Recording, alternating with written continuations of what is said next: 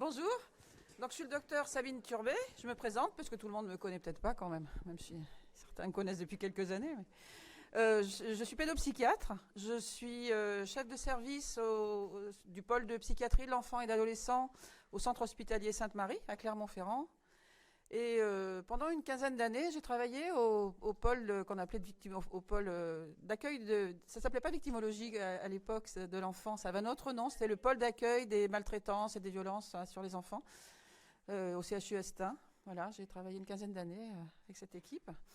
Voilà, donc c'est au titre un peu de cette pratique de pédopsychiatre que je voulais vous parler aujourd'hui de la question de l'enfance et du consentement à la sexualité.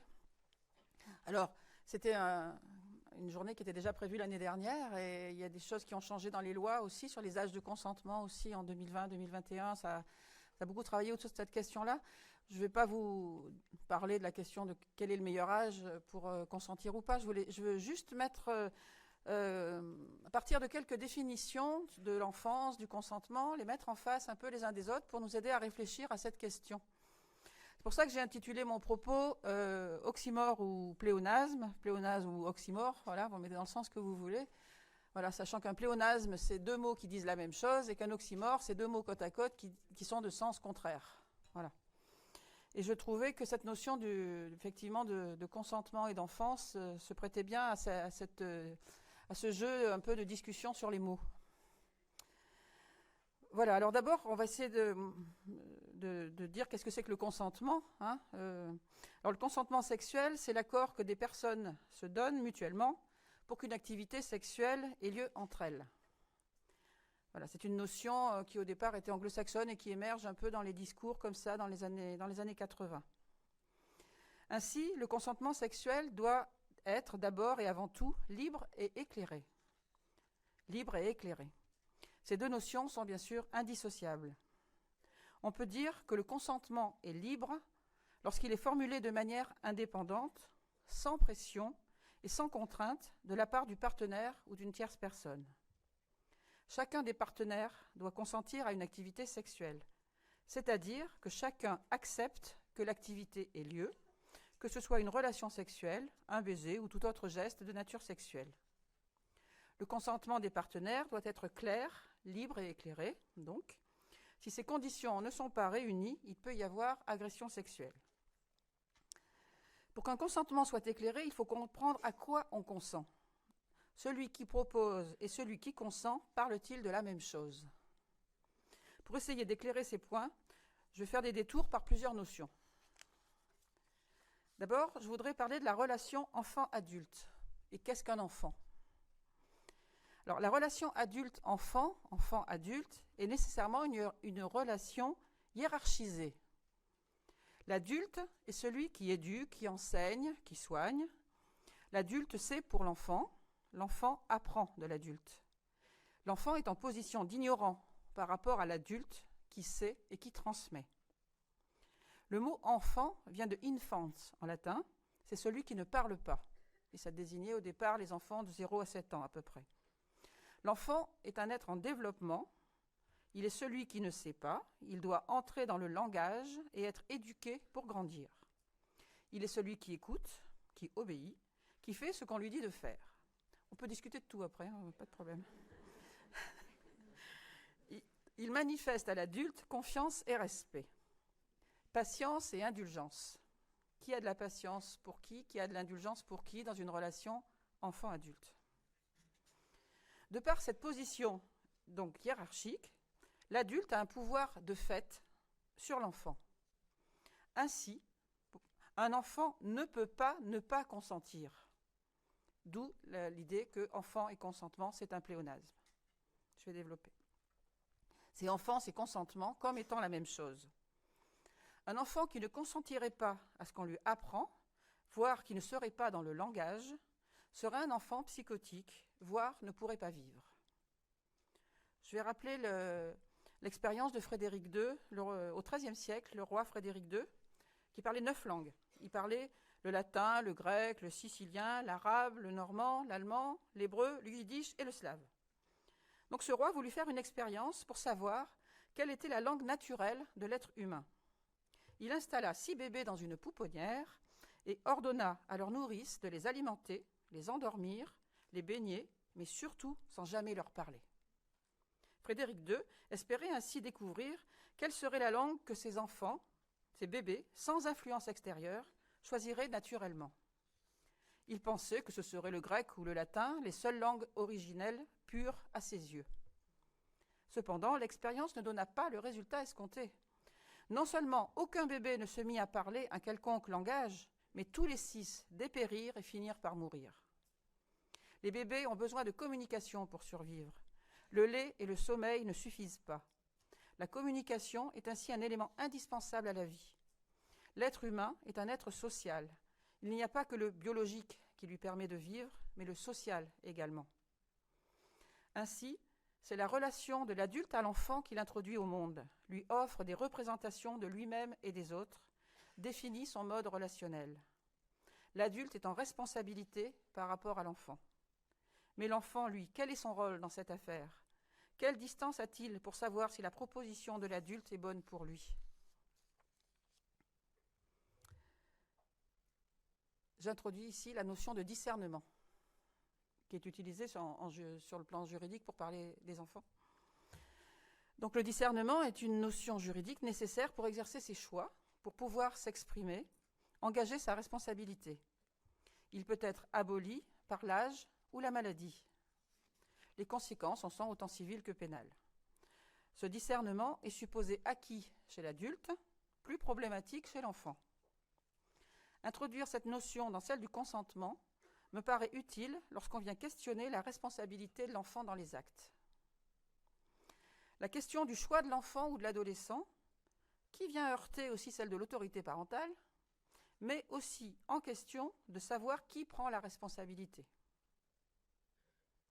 Sur le plan historique, les évolutions législatives et jurisprudentielles relatives aux actes que les mineurs peuvent accomplir sans le consentement de leurs parents en dit plus long sur les principes et les modes de fonctionnement d'une société que sur l'évolution psychologique des enfants d'un âge donné.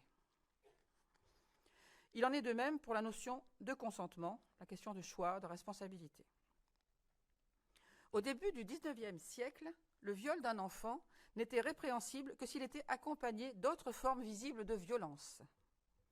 En l'absence de traces de coups, il y avait consentement de l'enfant par défaut. En 1832, le Code pénal français commença à punir, enfin, les agressions sexuelles sur enfants de moins de 11 ans, même commises sans violence. Cet âge fut relevé à 13 ans en 1863, puis à 15 en 1945. Mais, au début du XXe siècle, certains commencèrent à affirmer qu'il y aurait une demande des enfants pour le plaisir sexuel avec des adultes. On pourrait citer des tas d'auteurs comme ça. Voilà, sur le début du siècle, et après la guerre, on a le fameux Mazenev, dont on parlera tout à l'heure. Et beaucoup de ces gens qui étaient, qui en fait, comment dire, c'était une espèce de pédophilie qui disait pas son nom comme ça encore, hein, voilà. Donc beaucoup ont été impunis. Et dans les années 70, on faisait ouvertement la promotion des associations pédophiles, hein, disait ça comme ça. Il y avait même un front de libération des pédophiles qui s'était développé dans ces années-là. Et il y a une pétition même qui avait été publiée qui affirmait que les enfants de moins de 15 ans pouvaient être sexuellement consentants avec des adultes, mais aussi pour les photos de leurs jeux sexuels. Un peu plus tard, d'autres demandèrent officiellement la prise en compte du consentement des mineurs de moins de 15 ans dans les actes sexuels avec des adultes. En 1981 encore, sous le titre « Câlins enfantins », on trouvait sur une double page la parole donnée à un pédophile à qui des amis compréhensifs confiaient la garde de leur petite fille de 8 ans, qu'ils violaient, en même temps que la sienne de 5 ans. La description détaillée des actes dont les fillettes étaient soi-disant demandeuses est une véritable apologie du crime sexuel. C'est important d'avoir des perspectives sur la question de la sexualité et l'enfant sur un point, on va dire, historique. Puis, malgré des scandales comme l'affaire Dutroux, comme le cas de Cinéas, etc., certains ont été défendus par de nombreux intellectuels. Voilà, c'est-à-dire qu'il y a eu ça, mais peu à peu, la société s'est un peu nettoyée quand même de sa tolérance culturelle envers le viol des enfants. Mais comme on l'a vu avec le débat sur la loi, notre répulsion générale pour la pédophilie est en fait très récente. L'idée de légaliser le consentement sexuel d'enfants de 13 ans et la résurgence un petit peu de... Vous savez, il y a eu cette discussion 15 ans, 13 ans pour la loi lors des derniers mois. Voilà.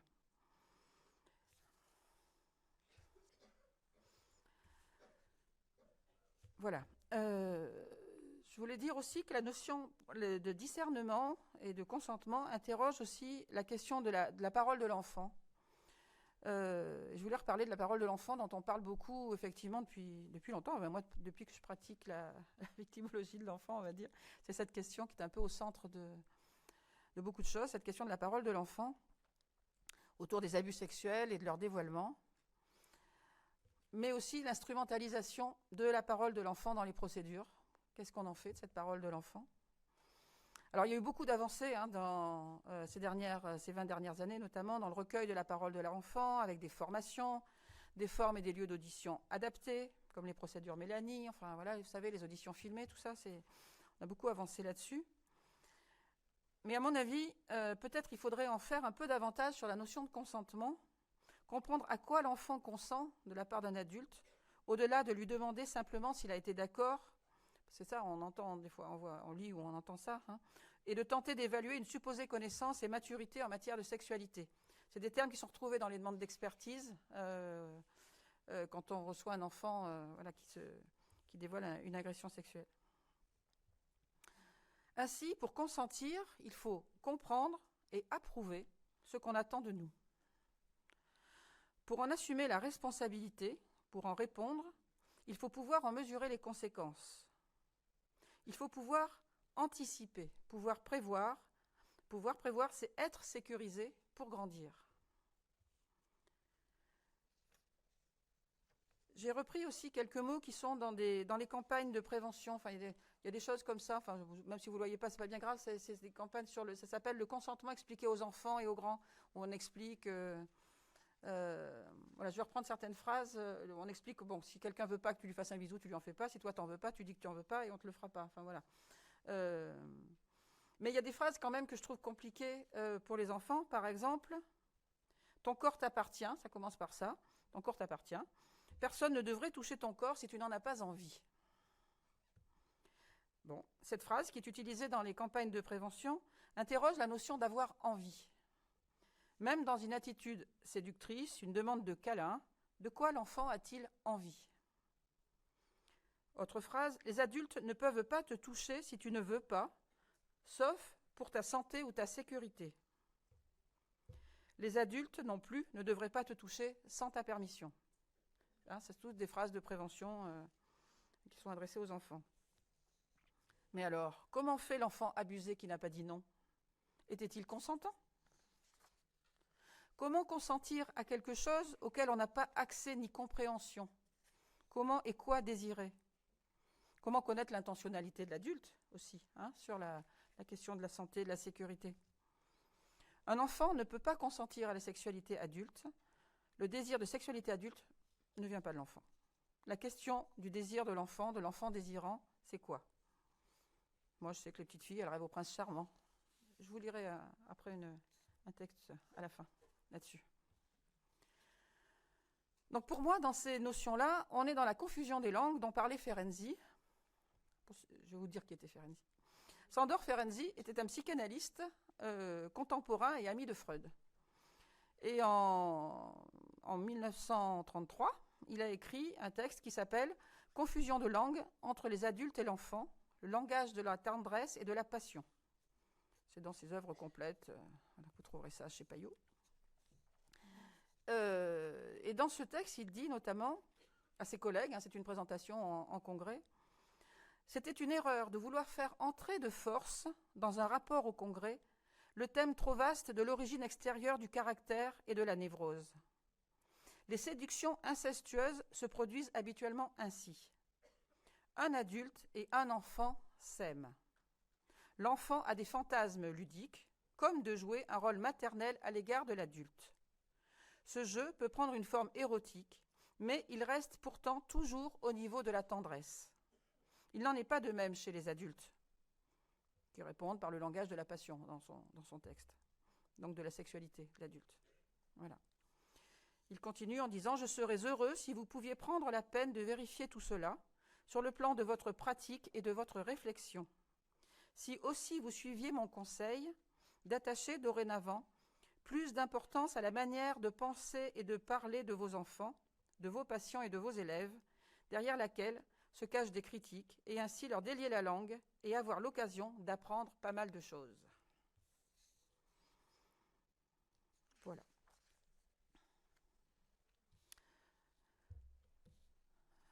Alors, un autre point sur la question de la relation de l'adulte à l'enfant, la question de la relation d'emprise. Je voudrais en parler dans ce cadre-là. Qu'est-ce que c'est que... Alors, j'ai essayé déjà de définir un peu ce qu'est une relation d'emprise. Alors, la relation d'emprise, c'est une forme d'escroquerie relationnelle. Hein, c'est-à-dire, alors, c'est très bien décrit dans un bouquin qui a déjà quelques années de Perrone et Nanini, qui s'appelait « Violence et abus sexuels dans la famille », qui précise les mécanismes et l'action en 3 temps. Pour résumer, il y a les 3 temps de l'emprise, c'est l'effraction, la captation, puis la programmation. L'effraction, alors l'image qui est donnée, enfin que vous avez peut-être déjà vue, c'est la question de l'oiseau qu'on met en cage, vous savez. Alors, l'effraction, c'est ça, on attrape l'oiseau, on le sort de son environnement naturel. Voilà, c'est ça l'effraction, c'est sortir de son environnement. La captation, c'est une fois qu'on l'a pris, on le met en cage et on ferme la cage. C'est-à-dire qu'on l'y laisse suffisamment longtemps pour qu'il prenne l'habitude de vivre en cage. C'est ça, sur le plan, vous imaginez quand vous prenez sur un enfant, vous lui faites croire que ce que vous lui faites vivre, c'est normal. Ça s'appelle la captation dans l'emprise. Et le 3e temps, qui s'appelle la programmation, c'est lorsqu'on ouvre la cage, mais que l'oiseau ne se sauve pas. Il reste dans sa cage. C'est ça, les gens sous emprise. C'est-à-dire qu'ils ne savent même plus que ça pourrait être autrement. Voyez ? Il faut toujours un élément, une intervention extérieure pour sortir d'une emprise. Sinon, le sujet ne perçoit pas qu'il y est. Enfin, c'est ça, souvent, c'est ça les révélations ou à un moment, quand on se dit dans l'après-coup, mais en fait, finalement, c'est pas normal ce que j'ai vécu. Voyez ? C'est ça. On le voit hein, chez les femmes victimes de violences conjugales, on le voit chez les enfants abusés sexuellement. Donc, la question qui quand même doit nous interroger en tant qu'adultes, c'est que toute relation hiérarchique, telle que nous l'avons décrite entre un adulte et un enfant, n'a-t-elle pas quelque chose un peu de l'emprise ? Vous savez, la fameuse adage, quelle est la différence entre un thérapeute, un psychiatre, un psychologue, et un manipulateur, un pervers ? Ils utilisent les mêmes techniques. Ils créent le même type de relation proche avec le sujet. La différence, je vous le dis, hein, quand même, la différence, c'est l'objectif de l'action. Voilà. Pour l'un, c'est l'amélioration de l'état de santé de son patient, et pour le pervers, pour le manipulateur, c'est obtenir de l'autre ce qu'il souhaite pour lui-même, en lui faisant croire qu'il est d'accord. Vous êtes d'accord ? Vous me croyez ? Bon. On peut dire un peu la même chose aussi, hein, de l'éducateur, du pédagogue, enfin, voilà. Je trouve qu'il faut toujours qu'on se pose les questions. Alors, bien sûr, il y a de la contrainte dans la relation éducative ou pédagogique. Si on demandait à un enfant à un instant T son consentement, son choix, son avis, il y a de fortes chances qu'on aurait plus de temps de jeux vidéo, que de temps de devoirs scolaires ou de brossage de dents. Mais l'enfant sait que l'intention éducative est là, est bienveillante, et que le laisser faire, ce serait l'abandonner, l'empêcher de grandir. C'est aux adultes d'être à la hauteur et au plus clair de leurs intentions envers les enfants.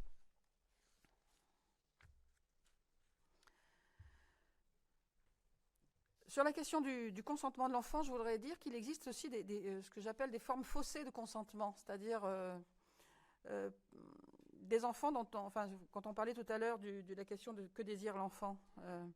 Par exemple, en cas d'abus sexuel subi antérieurement et répété, l'enfant est amené à anticiper à travers son vécu ce que l'adulte attend de lui, et donc il peut se proposer comme objet sexuel, parce qu'il pense que c'est ça qu'on attend de lui. Il devient alors une proie facile pour tout prédateur, et ça on le voit, moi je l'ai vu en clinique très souvent. donc cet adulte qui pourra alors arguer que la proposition sexuelle venait de l'enfant. D'accord? Donc ça, c'est très important. Également, un mauvais lien parent-enfant, un enfant délaissé, un enfant qui a des troubles de l'attachement, et voilà un enfant qui va vers qui veut de lui, hein, qui lui propose une relation où enfin il existe. Ça, c'est la relation de l'enfant délaissé au pédophile, parce que c'est avec cette personne qu'il va trouver ce qu'il cherchait chez les adultes qui sont censés le protéger et l'élever. Voilà. C'est pour ça que demander le consentement ou arguer du consentement d'un enfant, c'est le faire taire. Ne pas avoir conscience, est-ce que c'est être consentant? Et puis toujours cette fameuse question que les enfants se traîneront toute leur vie, pourquoi je n'ai pas dit non? Et ça, on l'entend tout le temps. C'est pourquoi, pour moi, enfance et consentement, c'est un oxymore, c'est-à-dire deux termes qui sont incompatibles.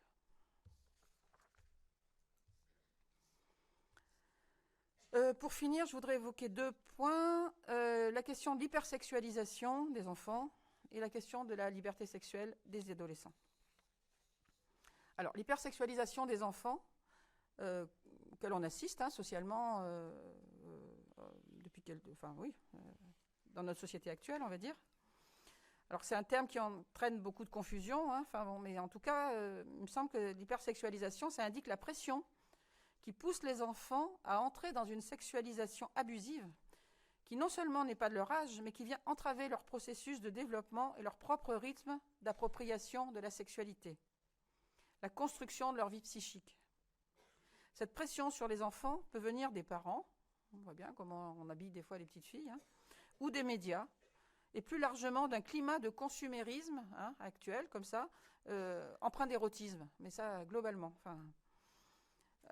Ainsi, on peut assister à l'hypersexualisation ou l'érotisation des petites filles, mais aussi l'hypervirilisation des petits garçons qui peuvent être poussés à des attitudes machistes, sexistes, voire violentes. On a les deux. Pour moi, on est dans un affaiblissement de la différence générationnelle qui utilise la curiosité sexuelle naturelle de l'enfant prépubère pour le mettre dans cette situation d'hypersexualisation. Voilà. Le message central par rapport à cette question d'hypersexualisation, ça serait « Let children be children », laissons les enfants être des enfants.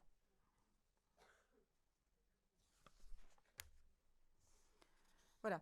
Quant à la liberté sexuelle des adolescents, alors, dans quasiment toutes les sociétés, la maturité sexuelle est toujours plus précoce que la majorité civile.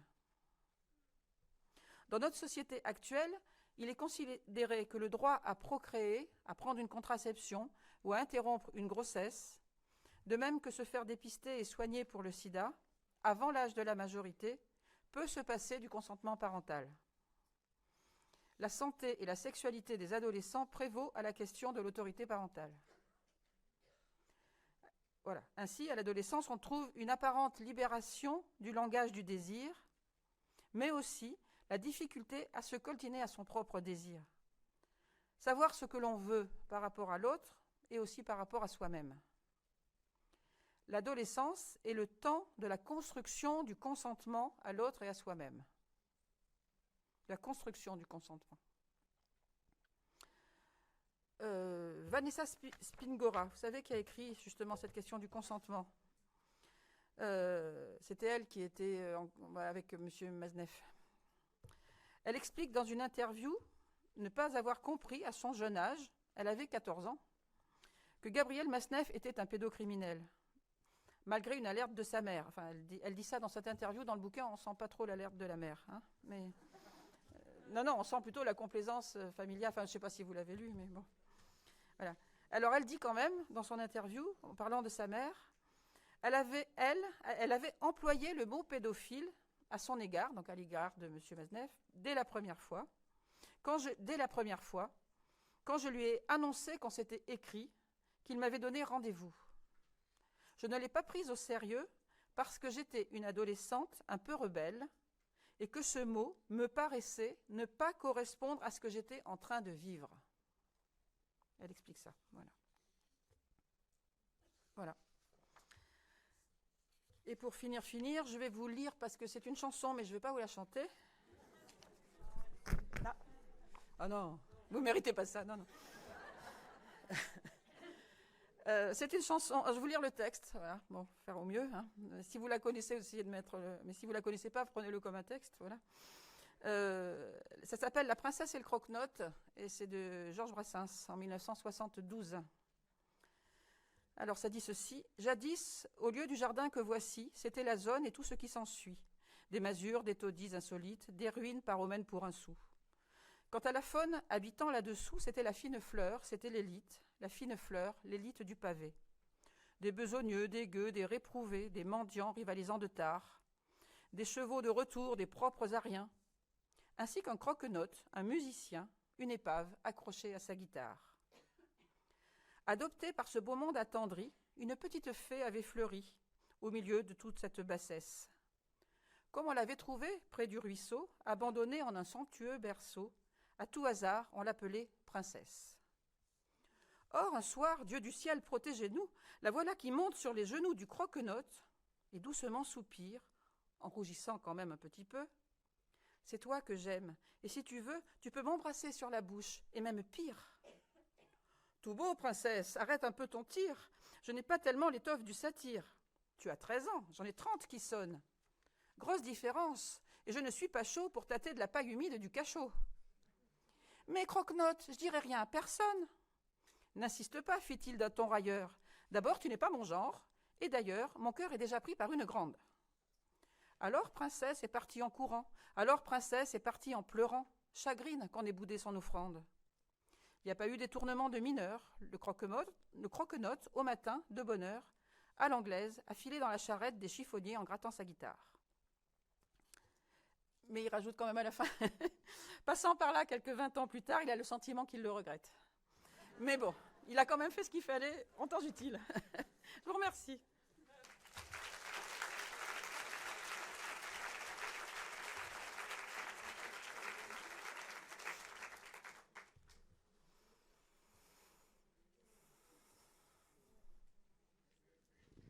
Merci beaucoup pour votre intervention.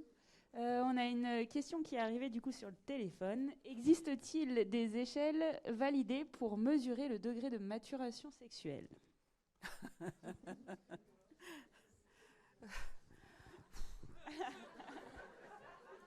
Mesdames les psychologues du pôle de Victimo, vous en utilisez? Moi, je me méfie beaucoup des échelles et tout ça. Enfin, on va en faire dire ce qu'on veut, mais bon. Il y a des échelles aussi de crédibilité des enfants, vous savez. Enfin, il y a des choses comme ça. Je trouve que c'est toujours très... Pour moi, c'est très compliqué, ça. Enfin, non, ce qu'il faut, c'est connaître ce que c'est que le développement sexuel de la sexualité de l'enfant. Enfin, et à la limite, même un enfant, je sais pas moi, un enfant de 10 ans qui connaîtrait ce que c'est qu'une sexualité adulte, ça serait plutôt inquiétant du côté de comment il fait pour le connaître. Enfin, voilà, vous voyez ce que je veux dire. La question de la maturité, de la connaissance de la sexualité, voilà, c'est très problématique. Après, quand je disais laisser les enfants être des enfants, là, évidemment que la curiosité, le développement sexuel de l'enfant, il existe, mais effectivement, on n'est pas dans les dimensions génitales de l'adulte. Enfin, ce qui n'empêche pas la curiosité, ce qui n'empêche pas d'essayer de comprendre ce que c'est, de chercher. Ça, par contre, c'est important, la question de la curiosité. C'est normal. Oui, Voilà. Je ne peux pas répondre mieux sur les échelles. Si quelqu'un le sait, par contre, si quelqu'un en connaît, voilà. C'est une question qui revient souvent. On a souvent des appels, justement, parfois des institutions qui se questionnent sur le comportement entre deux enfants. Ouais. Et c'est vrai qu'on ramène toujours au développement psychosexuel de l'enfant et de la curiosité, justement. Après, bien sûr, tout est une question d'évaluation, de prendre le temps de discuter avec chaque enfant. Voilà. Pourquoi ? Est-ce que vous avez d'autres questions ?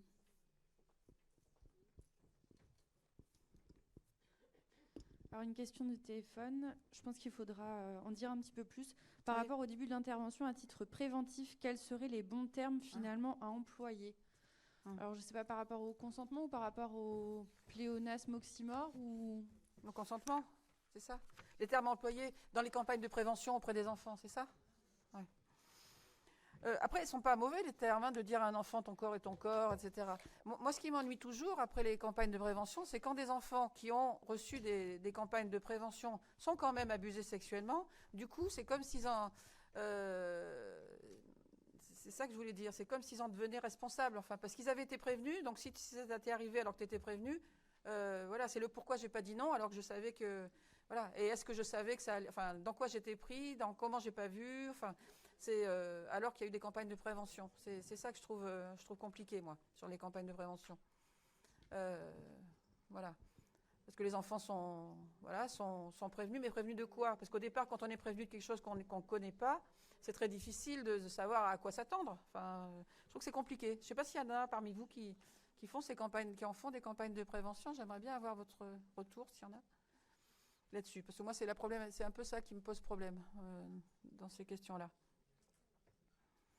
Est-ce qu'il y en a? Non. Bon. Oui, souvent on amène du coup à décentrer l'enfant de sa responsabilité et de voir un peu les choses de manière plus globale dans son environnement notamment familial, et de questionner avec lui justement qu'est-ce qui a malheureusement favorisé le passage à l'acte. Ça, c'est quand il y a déjà eu passage à l'acte. Mais la question de la prévention, ça serait d'empêcher qu'il y en ait. Enfin, vous voyez, en formant l'enfant aux possibles dérives des adultes à son égard. Voilà. Mais c'est très compliqué, hein, pour un enfant. Moi, je trouve, enfin, je sais pas, il faudrait qu'il y ait des enfants qui nous en parlent de ça, parce que, alors peut-être que j'espère, d'ailleurs, que ça a aidé certains à pas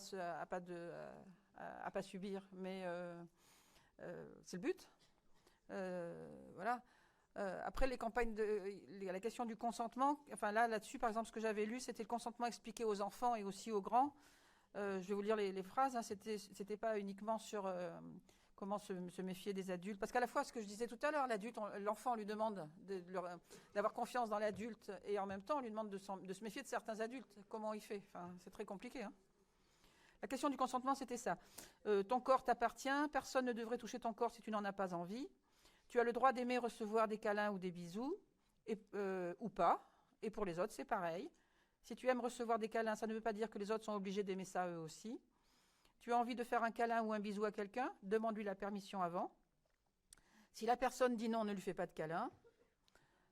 Si l'autre personne ne répond pas oui, ne lui fais pas de câlin. Elle est peut-être trop gênée pour te dire non. Elle a peut-être peur de te faire de la peine. Ça ne veut pas dire qu'elle veut un câlin. Pas de oui égale pas de câlin. C'est la même chose pour les bisous, les caresses, donner la main. Et cette règle s'applique aussi aux grandes personnes. Les adultes non plus ne devraient pas te toucher sans ta permission. Et il y a une astérisque qui rajoute « sauf pour ta santé et pour ta sécurité ». Ton corps t'appartient, c'est le corps des autres leur appartient. Tu ne peux pas toucher les autres sans leur permission et les autres ne peuvent pas te toucher sans la tienne. Voilà. Et les petits bonshommes, ils disent « d'accord, c'est pas compliqué ». Après, je pense que ça soulève quand même le fait qu'au moins les enfants, ils ont le droit de dire non. Oui, ah bah oui, bien sûr. Et ça, je pense qu'il y a beaucoup d'enfants qui savent pas, qui peuvent dire non. Du coup, il y a une question pour rebondir sur la question de la campagne de prévention. Quand peut-on aborder avec un enfant la notion de consentement et de sexualité? Tous les âges, hein, enfin, selon... Oui. Il n'y a pas de... On adapte à l'âge en fonction de l'âge de développement pour pas avoir un vocabulaire qui est compréhensible de l'enfant, mais c'est à tous les âges. Enfin, bien sûr. Les questions se posent... les petits posent des questions. Hein. Oui, c'est très... Ils ont besoin qu'on leur dise, qu'on leur parle, bien sûr. J'ai été très intéressée par ce que vous disiez sur le contexte de consumérisme. Ouais. Et notamment, je pensais aux filtres sur les réseaux sociaux avec l'hypermaquillage des adolescents, voire même des fois des enfants. Hein, et c'est quand même assez envahissant, ces histoires de filtres qui leur donnent quand même des âges beaucoup plus... ils semblent beaucoup plus âgés qu'ils ne le sont, hein, avec les rencontres qui peuvent aller avec. Et je me posais la question aussi... dans notre société où c'est bien, on prône de plus en plus l'égalité homme-femme, etc., mais la difficulté qui peut être posée par le fait du libre habillement à l'adolescence. Alors, parce que beaucoup d'adolescentes vont s'habiller de façon courte, etc., en disant, mais j'ai bien le droit de m'habiller comme je veux, sur des principes finalement avec lesquels on pourrait être d'accord en théorie, sauf qu'elles sont confrontées dans la réalité à des hommes qui entendent ça comme des messages d'appel sexuel, avec toute la mise en danger que cela induit. Alors comment est-ce qu'on peut leur faire passer un message de ce côté-là sans avoir l'air d'être porteur nous-mêmes d'un modèle genré qui soit strict, mais en même temps en faisant attention qu'elles ne se mettent pas trop en danger. Ouais, c'est toujours pareil, c'est toujours les enfants qui doivent faire attention. C'est aux adultes de savoir qu'une adolescente, c'est une adolescente, qu'elle a le droit de jouer avec son apparence, sa sexualisation, son devenir femme, son je plais pas. Parce que elles ont besoin, il y a besoin d'en passer par là. C'est les adultes qu'il faut éduquer, et c'est ceux qui se jettent sur les adolescents, qui sont un danger pour les adolescentes, sont un danger. Enfin, c'est des gens qui abusent de leur place et de l'âge des jeunes. Comment ? Bien sûr, mais en attendant le danger immédiat, oui. il est là quand même. Oui. Oui. Puis sur les réseaux sociaux, enfin, il y a ceux aussi qui se font passer pour plus jeunes, enfin, les adultes qui se font passer pour des jeunes, etc. Enfin, ça. On en parle, faut en parler avec les ados de ça. Par contre, leur dire que ça existe, le danger qu'elles fassent. Voilà, ça ne veut pas dire qu'il ne faut pas qu'elles en aient conscience, quoi. Mais bien sûr, c'est toute la difficulté. Ouais, je sais bien. Moi, je vois pas mal d'ados, même jeunes, 12-13 ans, qui traînent la nuit et tout ça aussi. Qui disent qu'ils ne sont pas en danger, qu'ils sont avec leurs copains, ils font rien de mal, entre guillemets. Mais bon, voilà, on peut aussi tomber sur quelqu'un. Si, c'est vrai. Je sais pas, les parents, là, qu'est-ce que vous en pensez ? Bonjour. Je voulais juste vous faire part de ma réflexion sur la question du consentement. Il me semble que ce dont on parle, alors là on parle sur la question de la sexualité, mais plus globalement, c'est la question de l'apprentissage de ce qu'est le consentement. J'ai eu l'occasion de voir une petite animation dans le cadre d'une formation de sensibilisation. Vous la connaissez sûrement, sur le comparatif avec est-ce que je veux du thé ou pas, Oui. que je trouve vraiment super, parce qu'à tous les âges, moi j'étais avec des collègues, donc les réactions étaient extrêmement positives, mais je trouve qu'elles marcheraient bien avec aussi des enfants ou des jeunes. On la passera tout à l'heure. Voilà, super. Mais ma réflexion, elle est double. D'une part, la question du consentement, c'est effectivement quelque chose qu'on apprend au fur et à mesure de notre vie dans différents domaines, et que donc ça vient quand même interroger dans notre société française, parce que dans d'autres sociétés, sur comment la volonté d'un enfant, ce qu'il est, vient ou pas consentir à un certain nombre de choses, des règles. C'est-à-dire que les règles d'aujourd'hui les règles d'hier ne sont plus celles d'aujourd'hui. Et donc comment est-ce qu'au niveau éducatif, au niveau de notre société, on adapte ou pas les questions de consentement. C'est-à-dire qu'aujourd'hui, peut-être qu'un enfant, il y a des choses sur lesquelles on peut lui demander son avis, alors qu'avant, on ne lui demandait pas. Et donc, c'est tout ce chemin-là qu'il y a à faire avec les enfants, et évidemment les adultes qui les accompagnent. Et moi, je dis toujours que pour ça, il faut commencer par ça, effectivement, s'adresser aux adultes et à leur faire évoluer. Et la deuxième chose, c'est que, pas pour faire suite à ce qui a été dit, mais la question de la sexualité, c'est aussi, pour moi, une référence à cet élément qui est sacré. Je ne reviendrai pas sur l'intervention de tout à l'heure, parce que moi, je n'étais pas tout à fait d'accord avec un certain nombre de choses qui ont été dites ce matin. Mais ce qu'il me semble, c'est qu'aujourd'hui, la question de la sexualité est rarement abordée dans notre société, je ne parle pas avec les parents, etc., dans l'ordre du sacré, de la rencontre, de tous ces éléments-là. Alors évidemment, ça ne se mesure pas, c'est compliqué, mais il me semble que cet élément-là, il devrait être plus travaillé, plus abordé de ce niveau-là, et peut-être que ça permettra à chaque individu, enfant, adolescent ou adulte, de aussi trouver sa place dans un monde, parce que la sexualité, c'est pas effectivement qu'un élément, c'est un univers, et dans cet univers, chacun a y trouvé sa place. Il y a juste une question de Madame Boucherie qui nous entend encore actuellement. Elle vous demande... elle a rajouté quelque chose. Elle vous demande, est-ce que vous considérez que tous les enfants développent une pratique de la sexualité, c'est-à-dire dans la normalité du développement sexuel, car dans vos discours, il lui semble entendre que vous partez du principe selon lequel tout enfant à l'âge approprié développera une attirance pour la sexualité avec partenaire. Oh non, je ne sais pas jusque-là, moi. Ça, c'est son domaine, ça. Moi, ce que je souhaite, c'est que les enfants se développent avec ce qu'ils sont vraiment eux-mêmes. Et ce qui est très compliqué, hein, parce qu'on voit bien comment aussi le contexte, à la fois éducatif, mais aussi des rencontres sexuelles ou ce qu'on appelait aussi les épines sexuelles, c'est-à-dire des mauvaises rencontres ou autres, peut aussi influencer le développement de la sexualité de l'enfant, vraiment. Enfin, c'est très complexe comme sujet. Hein, c'est très. J'entends bien son propos, je vois bien d'où elle parle, mais on est d'accord. Et puis il y a plein de choses qui sont. C'est pas que les questions de sexualité, c'est les questions d'identité aussi qui se développent pendant l'enfance et l'adolescence. Enfin, voilà. Qu'en est-il du consentement à la sexualité au sein d'une fratrie? Peut-on parler dans ce cas de consentement? Pardon, répétez. Quand il y a des abus sexuels dans une fratrie, les incestes adelphiques. Peut-on parler dans ce cas de consentement? De la part de qui? Lequel? Dans une fratrie. Oui, mais dans une fratrie, est-ce qu'il y en a un qui est auteur, l'autre qui est victime? Comment on peut parler, vous voyez, de ce genre de... Il y a des gens qui décrivent des incestes heureux entre frères et sœurs, à l'âge adulte. On en a... Enfin, je sais pas, moi, je crois pas. Moi, je pense que les deux peuvent être considérés aussi comme peut-être victimes de quelque chose, hein, d'une frontière qui est pas bien placée, de quelque chose qui... dans une fratrie, si on est enfant, déjà pourquoi de la sexualité? Logiquement, la relation de fratrie, elle protège de ça. Enfin, la relation de fratrie, c'est une relation de solidarité. On est du même côté de la frontière, hein, entre l'enfant et l'adulte.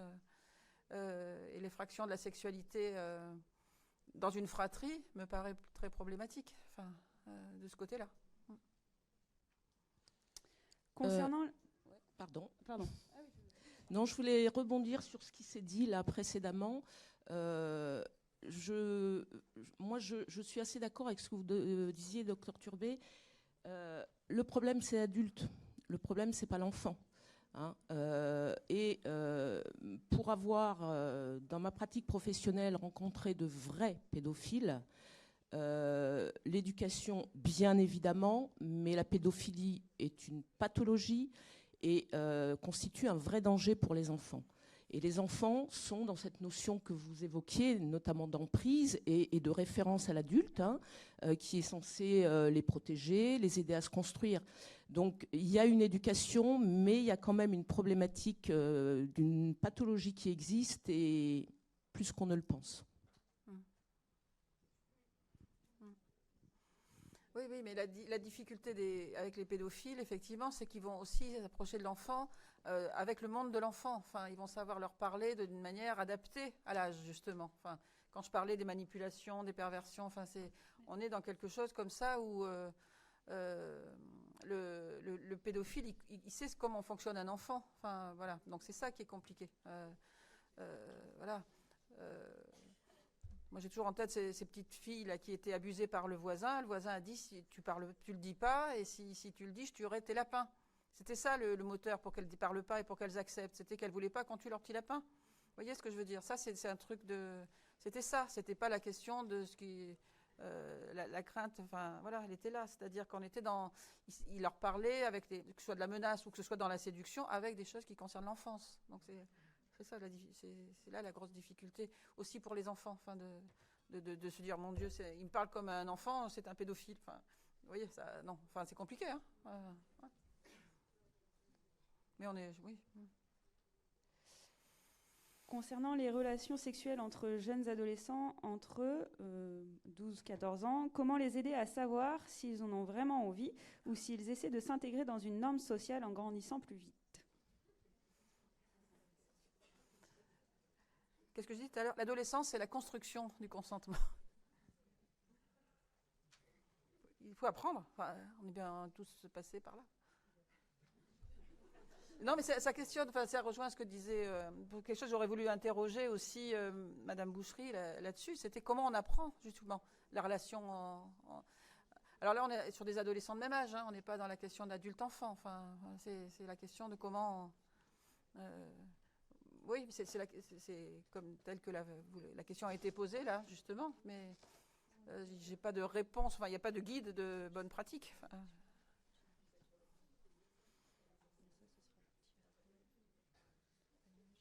j'ai pas entendu. Il y a une dame qui veut parler là.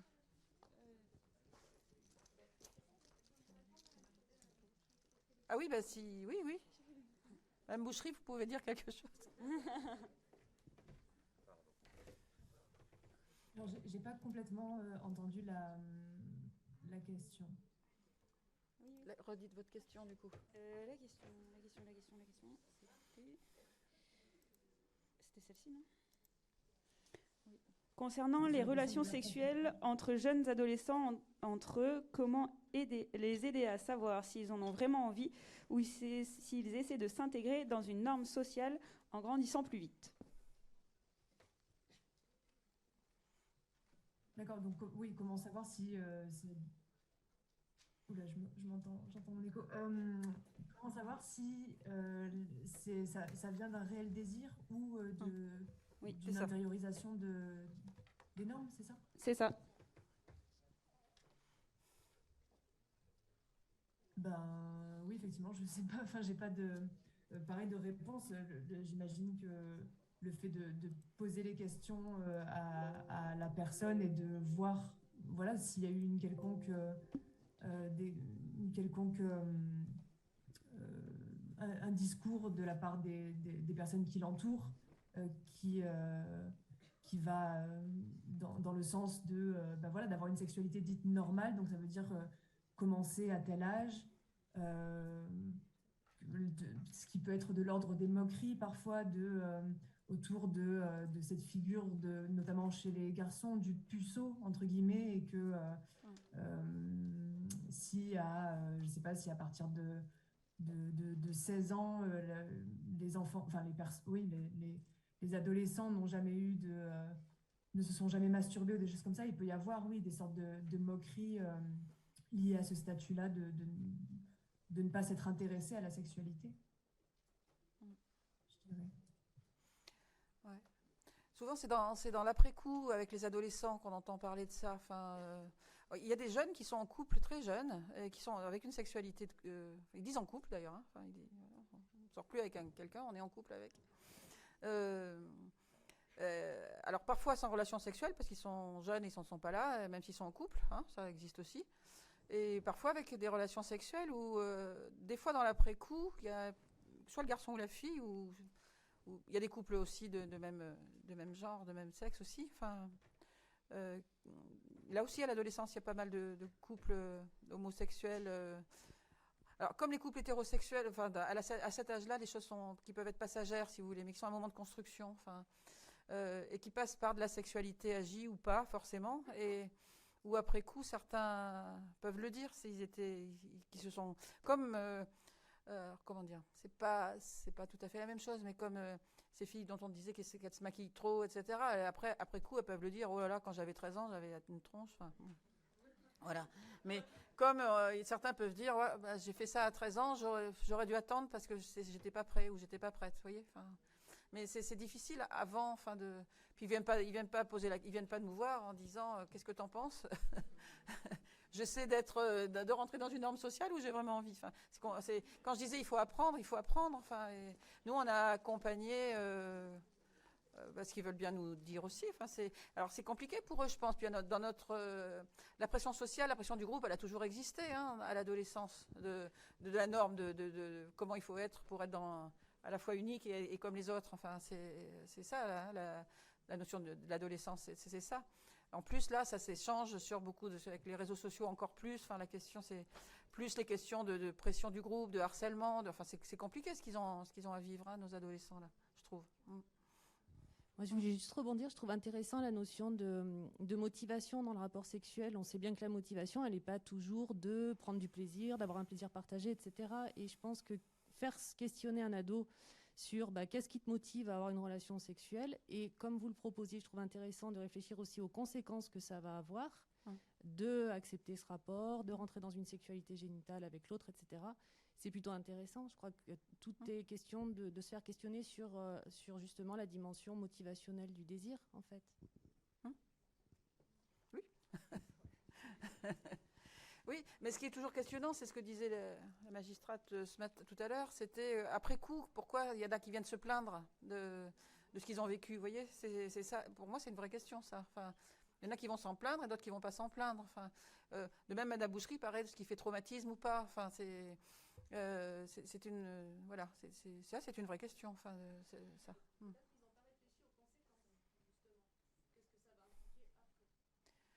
Ouais, mais si si on va jusqu'au bout de la question de réfléchir aux conséquences, on fait plus rien. Mais oui, voilà. Mais ça, c'est pas assez verbalisé tout ça, ce qui est positif, ce qui est négatif, ce qui nous apporte, ce qui nous nuit. Enfin, ouais, c'est vrai. De temporalité.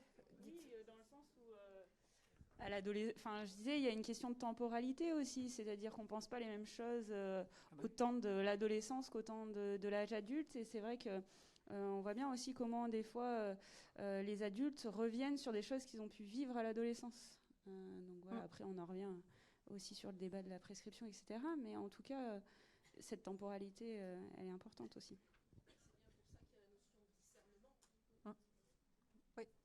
Du coup, juste une petite question qui était sur le téléphone. Quid des jeunes adolescentes qui seraient explicitement consentantes à avoir des relations avec un homme adulte, conséquence d'une valorisation sociale des relations d'hommes avec des femmes très jeunes, intégration de l'hypersexualisation. Quelles conséquences dans le développement des adolescentes qui ont eu ce type de relation, soi-disant consenties, mais tout de même non égalitaires?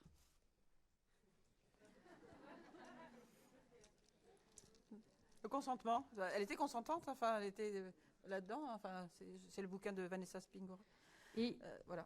Pardon. Et quel est votre avis sur l'instauration d'un âge minimal pour le consentement? Non, ben voilà, c'était ça que je voulais pas dire. Parce que je voulais le laisser à l'état de questions. Moi, c'est des questions que j'ai apportées plutôt que des réponses. Et que l'idée, c'est qu'on ne pense pas le consentement de la même façon. Enfin, il faut réfléchir pas seulement forcément à ce que j'ai dit, mais à d'autres. Il faut quand même réfléchir. Enfin, il y a des points sur lesquels il convient de réfléchir avant de parler de consentement. Voilà, c'est ça. Et encore une fois, enfin, je voulais aussi remettre ça en perspective par rapport à la société actuelle. Hein. Enfin, c'est en quoi on protège, en quoi on empêche. Enfin, voilà, je trouve que dans tous ces débats, ce qu'on n'entend pas, ce sont les adolescents, hein, justement. Ce sont les enfants, les adolescents. Qu'est-ce qu'ils revendiquent? Enfin, moi, j'ai pas vu d'enfants de 12 ans revendiquer fermement une sexualité adulte auquel ils auraient droit. Enfin, vous voyez, par exemple. Hein, on n'est pas dans les droits de l'enfant, là, par exemple. C'est pas vrai. Enfin, il y a des gens qui peuvent avoir des expériences sexuelles très jeunes, hein, c'est pas la question. Enfin, si chacun son histoire, comme il y en a qui en ont des très tardives. L'âge moyen du premier rapport sexuel n'a pas franchement bougé ces 30 dernières années, c'est toujours autour de 17 ans, hein, dans les chiffres. C'est quand même bon à savoir. Je veux dire, tous les enfants de 12 ans n'ont pas eu de relation sexuelle encore. Hein, Non, mais on a l'impression, des fois, quand on en parle, qu'effectivement, la norme, ça serait que si on est encore puceau à 13 ans, ça va pas. Enfin, non, c'est pas vrai. Alors, c'est difficile de les entendre, les adolescents, parce qu'ils sont dans la pression sociale aussi. Et puis c'est tellement intime, c'est tellement compliqué pour chacun, ça, on ne peut pas avoir des porte-drapeaux comme ça. Et puis, à l'adolescence, on ne peut pas dire qu'on a à la fois besoin d'être protégé et besoin de grandir. Enfin, il y a ça à l'adolescence, il y a les deux. Hein, il y a les deux, il y a le besoin d'être... c'est bien d'avoir des fois des parents qui disent non quand ils savent pourquoi ils disent non. Vous voyez ça, même si on n'est pas d'accord, même si on rouspète, même si on traite ses parents de vieux cons, etc., c'est quand même, au moins on a un parent qui s'est positionné pour nous. Enfin, ça c'est important. Voilà. Il y a aussi une modification de la définition du rapport sexuel. Il y a beaucoup d'adolescents qui considèrent que les préliminaires ne font pas partie des rapports sexuels, quoi. Donc ils peuvent déclarer aussi avoir leur premier rapport à 17 ans, mais avoir déjà eu des préliminaires. Ah oui. Oui. Oui. Oui, bien sûr. Oui.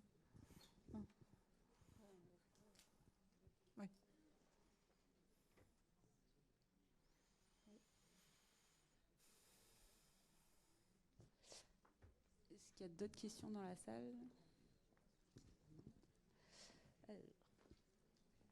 Est-ce que l'apprentissage du consentement n'est pas à mettre en rapport avec celui de s'opposer, de refuser? Oui, mais consentir à quoi? Refuser quoi?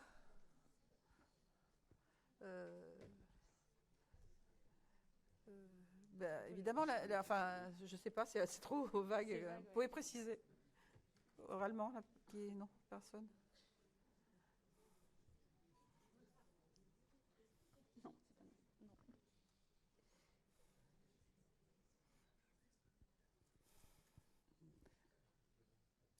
On reprendra les questions si on...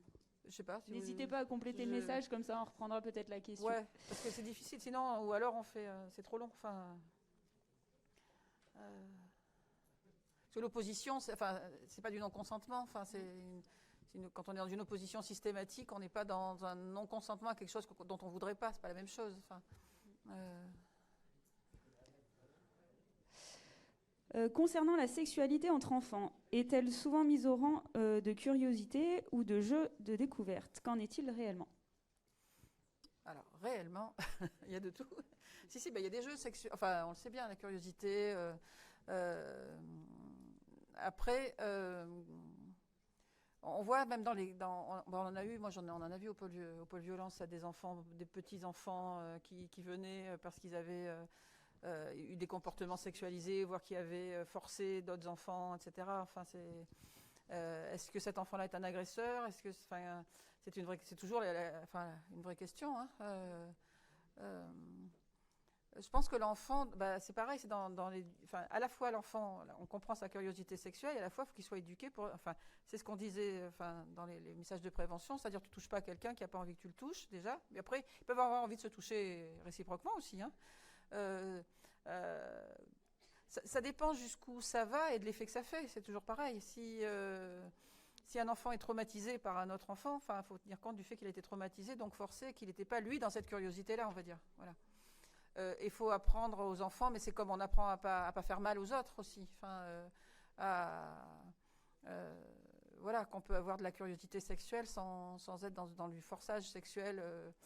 Et après, il y a aussi la question, l'enfant qui fait ça, qu'est-ce qu'il a vécu lui pour faire ça? Enfin, c'est aussi la question qu'on se pose. Les enfants qui ont été abusés sexuellement, qui donc ont des comportements, effectivement, d'agression sexuelle. Voilà. C'est là que ça devient problématique. C'est quand on est au-delà de la simple curiosité, exploration de son corps et du corps de l'autre. Voilà. Oui, souvent. Si je peux juste intervenir là-dessus. Dans mes entretiens, justement, les personnes me racontent beaucoup que leur premier contact avec la sexualité et entre partenaires, ça se faisait beaucoup dans l'environnement familial, mais beaucoup entre cousins et cousines, et notamment avec des cousins plus âgés.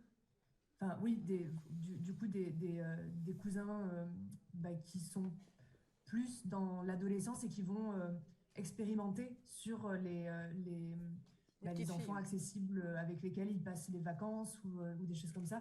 Et du coup, je me demandais si c'est quelque chose dont vous avez aussi écho en tant que praticienne et comment vous gérez ça en fait. Mais les gens qui vous en parlent comme d'une expérience positive pour eux ou comme un traumatisme sexuel de l'enfance? Ça dépend, il y en a qui vont considérer que c'était justement des violences sexuelles et d'autres qui vont plutôt en parler comme étant des expériences. Je leur pose la question en fait voilà, environ à quel âge, quel est leur souvenir de début de sexualité avec partenaire, enfin de début de contact avec la sexualité avec partenaire. Ouais. Oui, sans le qualifier, quoi. Oui, c'est ça, ouais. Donc il y a des avis un peu de tout, quoi. En pratique, ce qu'on voit, moi, les autres vous direz si vous partagez ça, mais c'est des petites filles qui sont abusées, qui souffrent de ce qui leur est imposé par le cousin. Hein. Franchement, elles servent d'objet d'expérimentation à un adolescent qui est trop inhibé pour aller à l'extérieur de sa famille et qui, aller dans la rencontre de l'autre. C'est souvent des adolescents qui ont des difficultés dans la rencontre avec l'autre, à l'affirmation de soi, etc. Et qui vont expérimenter leur première pulsion sexuelle sur alors c'est la petite cousine ou c'est l'enfant qui est gardé par la maman qui est nourrice, etc. c'est pas partout, hein. Laissez les nourrices garder vos enfants. Chaque fois que je dis ça, je suis obligée de repréciser ça, on a l'impression que c'est partout. C'est pas vrai. Mais ça existe. Et dans les fratries, bon, j'ai eu plusieurs histoires d'adolescents qui abusaient de leur petite sœur, parce que c'était ce mouvement-là, avec des petites sœurs qui étaient quand même assez terrorisées, etc. Et où la difficulté, c'était qui est soutenu par le parent dans cette histoire-là. Ça, c'est très, très, très compliqué, parce que des fois, quand c'est votre fils qui a fait ça, comment vous faites, quand il a fait ça sur un autre de vos enfants. Voilà. Et ça, c'est quand même, pour moi, des dysfonctionnements familiaux graves. Hein. Quand on parlait tout à l'heure de sexualité dans la fratrie, pour moi, c'est qu'il y a si quelque part, il y a un adolescent, alors que ce soit sur sa sœur, sa cousine ou autre, peut s'autoriser à avoir des actes sexuels ou des attouchements, des choses sexuelles sur un autre enfant de sa famille, ou en tout cas un enfant qui est à proximité, c'est qu'il y a déjà quelque chose qui ne va pas, dans les frontières intrafamiliales, quoi. C'est souvent que du coup, quand on leur fait faire les arbres généalogiques, on retrouve des antécédents sur les générations du dessus. On parlait de cousines, mais on a aussi beaucoup finalement d'enfants masculins qui sont agressés sexuellement. C'est vrai que sur la catégorie d'âge, on va dire 3, 8, 10 ans même, on retrouve à peu près, je sais pas ce que tu en penses, Pauline, mais une proportion assez équilibrée entre les garçons-filles, entre cousins. Et c'est des situations qui sont effectivement complexes parce que, voilà, comme vous le disiez, qui on entend, qui on prend en considération. Et là, c'est tout le travail de l'écoute de la famille, parce que effectivement, c'est encore plus dans les fratries, c'est difficile pour les parents de se positionner par rapport à la violence. Et c'est alors la question de l'enfant petit qui est victime de son plus grand, qui a un pouvoir sur lui aussi. Hein. Je parlais tout à l'heure de relations de pouvoir, un grand sur un petit, voilà. Mais c'est aussi, je trouve, important de travailler avec ces adolescents qui se retrouvent devenir des agresseurs sexuels, et alors qu'au départ, leur question, c'est pas celle-là, c'était comment je peux m'affirmer, moi, avancer dans ma vie, etc. C'est là que je dis qu'il y a une responsabilité familiale. Quand ça vous arrive, c'est compliqué pour les parents, hein, on est d'accord. Hein, je dis pas que c'est des actes volontaires, de mauvaise éducation ou quoi que ce soit, c'est pas ça. Mais c'est quand même la responsabilité de comment on a aidé cet adolescent à grandir et à s'affirmer et à aller vers le monde, quoi. Hein, c'est quand même important, ça.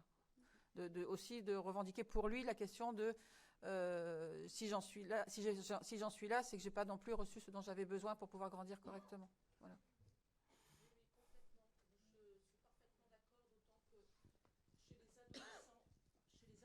Agresseurs qu'on retrouve, nous, d'un point de vue justice, c'est pas potentiellement des agresseurs sexuels, c'est-à-dire qu'ils nous disent, c'est la découverte de la sexualité, les premières pulsions sexuelles, et qu'est-ce que j'ai pris parce que j'ose pas aller vers d'autres jeunes filles, la petite de la nourrice, la petite cousine, voilà. Et du coup, cette question effectivement d'accompagner l'adolescent auteur, elle est primordiale et essentielle. Oui, complètement.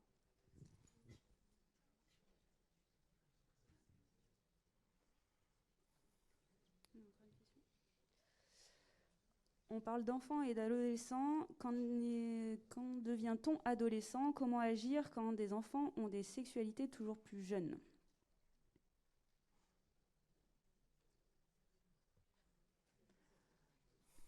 Ouais. On peut pour l'instant le constater. La question, c'est de savoir s'ils ont. La question, c'est la question du consentement encore. Hein, c'est celle d'aujourd'hui. Est-ce que c'est des sexualités consenties et est-ce qu'ils n'emmènent pas des gens non consentants dans leur sexualité? C'est principalement le rapport à l'autre qu'il faut questionner là-dedans. C'est la question de l'éveil sexuel de chacun, encore une fois, est très disparate. Et je pense qu'il faut en revenir. Alors, je ne sais pas si on peut parler de sexualité. Quelqu'un peut parler de la question de la sacralisation. C'est pas seulement ça, c'est la question du rapport à l'autre et du respect de l'autre, tout simplement. Moi, il me semble que c'est là-dessus qu'il faut s'appuyer parce qu'après tout, Sauf si c'est une sexualité traumatique d'un enfant abusé, effectivement. Enfin, là, c'est pour le coup, ça aussi, c'est important à diagnostiquer. Hein, si un enfant, une sexualité précoce est une sexualité traumatique ou pas. C'est une question. Hein, moi, je dis pas, je systématise pas, mais voilà, tout simplement. Dans nos évaluations, c'est vrai que pour faire la différence entre le jeu et la violence sexuelle, on vient questionner souvent le sens de l'acte et finalement l'intentionnalité, si on peut parler d'intentionnalité, et aussi la répétition. C'est-à-dire que souvent, des fois, on a un basculement. À un moment donné, on était sur du jeu entre cousins, et puis à un moment donné, on a basculé dans la violence sexuelle. Et là, c'est toute la difficulté de savoir à quel moment et pourquoi. Mais souvent, c'est des situations qui durent dans le temps. Et où la notion de consentement devient floue, justement, parce que ça dure dans le temps et qu'on laisse, les enfants laissent faire entre eux des choses jusqu'où, voilà, le jusqu'où on va, c'est pas si facile. Oui, et Pauline complète en disant et où les adultes n'ont pas voulu voir ou n'ont pas pu voir, parce que ça leur envoie aussi, c'est ce qu'on disait, à leur propre histoire parfois. Ouais, et puis il y a de l'impensable. La clinique de l'impensable.